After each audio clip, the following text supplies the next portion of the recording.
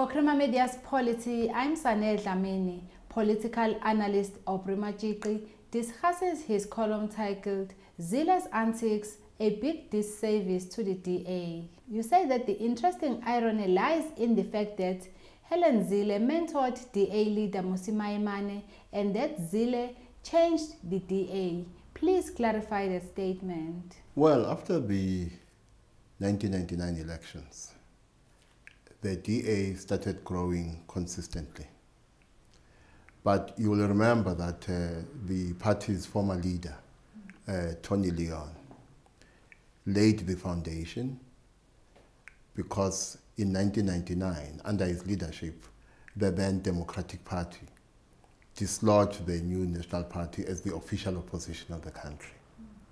But there was a realization within the party that if it was to become a ruling party, it had to grow its support amongst black voters.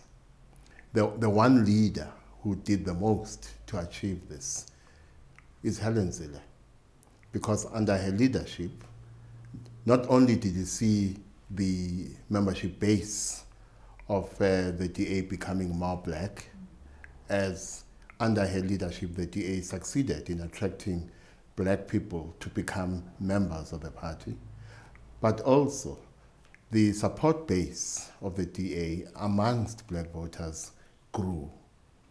And it is for that reason that a person such as Mmusi Maimane is now the first black leader of the Democratic Alliance. With the statement that she made about colonialism and subsequent statements explaining or justifying her initial statement about colonialism, she is doing damage to her own project, the project of making sure that the DA becomes attractive to black voters and allays the fears of black voters who, in seeking an alternative, but were at the same time afraid to vote for the DA because they perceived it to be a party of white interests. In other words, with her statement, she basically threatened her own project. Do you think that Zille's tweets that hailed the benefits of colonialism has destroyed what the DA has been trying to do, which is regaining black supporters? Well, there are many black people who cannot countenance voting for the DA in the belief that it is a racist party of white interests. Now, objectively, that may or may not be true, but what matters are the subjective feelings of black voters towards the DA. And therefore, her statement about colonialism seemed to reinforce the perception that the Democratic Alliance is a racist party of white interests. But more importantly, what it has done, and this is shown by the DA's own internal research, it exposed the DA to the possibility of contracting support amongst those black people who were already beginning to vote for the DA. Its own internal research shows that about 50% of people who potentially would have voted for the DA had changed their minds because of the statement that Helen Zille made. She has finally apologized. Do you think her apology is genuine? I believe in the tooth fairy. I also believe in Father Christmas. I therefore do believe that her apology was genuine. It's inconceivable that the apology is genuine. The DA was faced with two choices. The first choice, it had to choose between Helen Zille and Mmusi Maimane. And secondly, it had to choose between Helen Zille and black voters. As a tactical matter, the DA chose Helen Zille, and as a tactical matter, Helen Zille chose to apologize. And therefore her apology is a matter of practical politics, is a tactical matter, and it is about obviating the possibility of electoral losses in 2019 within the constituency that is black people who were quite annoyed by her statements about colonialism and how she sought to explain or even justify them. Helen Zille refused to understand why Maimane and other black people were upset.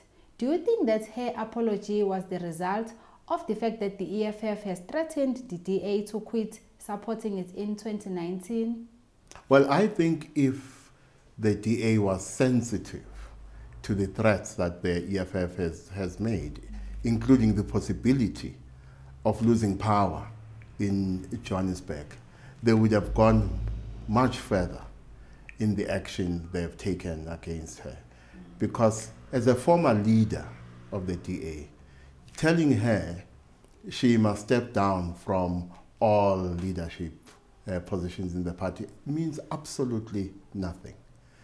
What black voters in particular, in my view, expected was that the party would expel her as a member of the party and remove her as the Premier of the Western Cape. By allowing her to stay as a member of the party and as the Premier of the Western Cape, the message the DA is sending is that it is not sensitive to the feelings of black voters in particular and black people in general, and does not understand or refuses to understand why people are so angry. That fundamentally and essentially her statements, the original statement and subsequent explanations or justifications, were racist. Why do you think people are still angry about the colonial tweet? You know, it's a deeply offensive and deeply racist tweet. The subsequent explanations, which to me were justifications, to me were even more racist. Because what Helen Zille does not understand is what it is about saying colonialism was not all bad that is offensive. First of all, it is like a woman who is battered by a husband. But we must forget that the woman is being battered by the husband because the husband showers her with gifts. Or alternatively, someone is murdered and we must thank the murderer because the person he killed is now in heaven. Or we can take the case of the Holocaust. It can be argued, if you use her logic, that the positive outcome of the Holocaust was the creation of the Israeli state. Now, obviously, that would not be a sustainable argument, given the fact that the Holocaust was evil to the core. Now, what she does not understand is what colonialism is really about. As I say in the column, 500 years or so ago, the Enlightenment in Europe came with two things. It came with Western modernity and what I call the darker side of Western modernity. The darker side of Western modernity is colonialism. A colonialism premised on the belief that those who are non-European are epistemologically and ontologically inferior, meaning that they are humanoid but are not human and therefore lack the capacity for thought. And that is why Helen Zille can say we must thank colonialism for independent and democratic institutions such as the judiciary or for the physical infrastructure that came because of colonialism. Because these are things that can only be produced by those who have the capacity for thought.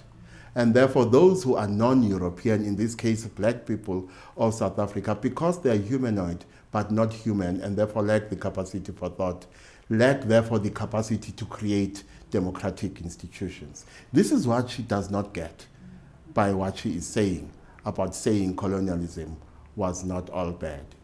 Aubrey, you also mentioned that the controversial tweet by Zille came at a time while the ANC was also dealing with the allegations of the Gupta family that is believed to have captured the state and the president. Is the DA's decision not to order Helen Zille to step down like scoring an own goal? Well, ostensibly, the DA makes this decision not to expel Helen Zille because it wants to focus and wants the country to focus on the failures and weaknesses of the ANC, on corruption, state capture, the Gupta factor, and so on, which it says it would not be able to do while dealing with the internal wrangling that would arise because of the Helen Zille imbroglio. So tactically and ostensibly, the decision is based on that. But what they do not understand is that the decision reinforces several things. First of all, as I said, as I keep on saying, the perception that the DA is a party of white interests. But it also reinforces the perception that black people who are in the DA are puppets of white people. It reinforces the perception that Mmusi Maimane, as a black leader of the DA himself, is a puppet of the DA. In my view, Mmusi Maimane may not be a puppet, but in this decision, the DA, particularly those who are white within it, have opened themselves to the perception that they are ventriloquists. And therefore, they have sent the wrong message to black voters. Finally, Aubrey, what do you think will happen now? Well, I think we should wait and see what happens to the ANC. Whether we have more revelations about patronage, corruption, state capture, and how damaging the leadership battle in the ANC is going to be. Because if it is more damaging than the damage that will be done to the DA because of the Helen Zille imbroglio, then the DA may still grow, albeit marginally, in the 2019 elections.